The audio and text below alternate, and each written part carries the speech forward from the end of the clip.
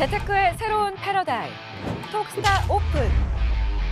주식, 해외 선물, 가상화폐까지 모든 투자를 한눈에. 톡스타 이용 방법이 궁금하다면 검색창에 톡스타를 검색, 톡스타 홈페이지에 접속.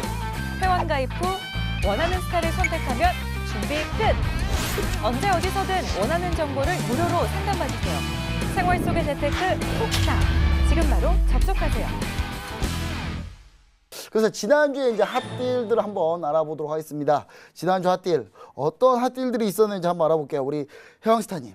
네. 혜왕스타님이 말씀해 주신 골드 안타까웠어요. 골드도 좀 안타까운데 이게 조금만 또 치고 올라가면 정말 혜왕님 뷰대로 완전 다 갔을 그런 모양새였는데 사실 어제 갔어요. 가기는 어제 가긴 갔는데 골드 이 부분에 대해서 이제 얘기를 준비해 주셨다고 하는데 한번 말씀 한번 부탁드립니다. 제가 지난주에 언급드린 거는 이제 FOMC 회의록 전이었죠. 네. 회의록 전 내용이었는데 지금 최근에 이제 여러분들이 좀 주목해야 될 게 이제 달러 관련해 갖고 통화 정책에 좀 집중을 해 포커스를 맞출 필요가 있어요. 그 근원 소비자 물가 지수가 어떻게 보면은 2.2% 올해 이번 달에 좀 발생을 했고, 그다음 회의록 결과에서 여태까지 매파적 기조, 앞으로 금리 인상을 하겠다는 FOMC의 기조 자체가 변경될 가능성이 굉장히 크다. 이렇게 좀 시사를 했었어요.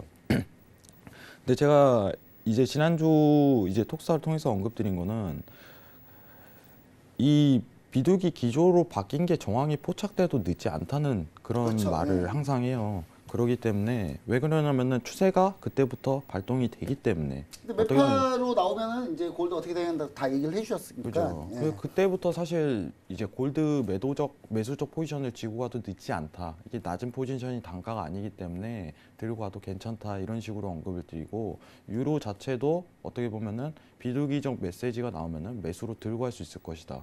그리고 다음날 이제 톡스타 무방을 통해서 회의록을 같이 봤어요. 네, 회의록 같이 봤는데, 보신다고 약속을 네. 하셨기 때문에. 봤는데 이제 제가 그때 무방을 통해서 보고 나서 이제 판단을 해보자 하고서 같이 이제 보는 시간 갔는데 이제 파월 의장 자체는 매파의 기조를 다시 이어갔어요. 네. 이 인플레이션이 2.2%가 나와도 앞으로 이번 연도에 금리 인상을 4회 인상하겠다. 이런 기조로 이어가고 나서 그 뒤로부터 어떤 통화적 정책에 대한 변화가 없다 보니까 달러가 강세가 나오기 시작을 해요.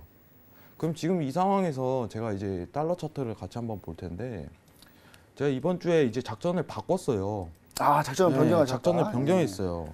사실 어떻게 변경을 했냐면은 달러 인덱스 지수 자체가 지금 보시면은 어떻게 보면은 이제 지지 라인이라든가 그런 정황 자체가 너무 눈에 띄게 보이기 때문에 데일리 트레이딩으로 가되 이제 저가에 대한 가능성이 굉장히 시사되는 자리를 다 읊어줬어요. 처음에 이제 기준선 맞고, 그 다음에 그 다음 날에 대해서 이 지지대가 뚫리고 나서 다음에 일목 하단에 대한 지지 가능성이 굉장히 크게 열린다. 이렇게 언급을 드렸어요. 그럼 유로 매도적 접근을 해라. 이렇게 좀 추천을 드리는 방향이 있어요. 유로 매도적 접근. 차라리 FOMC 회의록에서 지금 내용 자체가 비둘기 기조가 아닌 매파 기조로 이어가는 상황에서 이게 변곡이 나올 가능성은 굉장히 당분간은 적다는 것이 시사한 거죠. 그렇기 때문에 유로 매도적으로 데일리로 접근해도 충분히 수익을 낼 수 있는 장은 창출될 것이다. 이렇게 언급을 그렇죠. 왜냐하면 드렸어요. 달러가 일단 크게 밀리지 않을 거니까 유로는 또 불안하지 않습니까 지금? 네. 근데 왜 하필 유로를 추천했을까? 나스닥, 오일 뭐 이렇게 많은데, 사실 이제 제 시각에 있어서는, 제 눈에 있어서는 가장 안정적이에요. 안정적으로 수익을 낼 수 있는 종목이라고 판단을 했어요.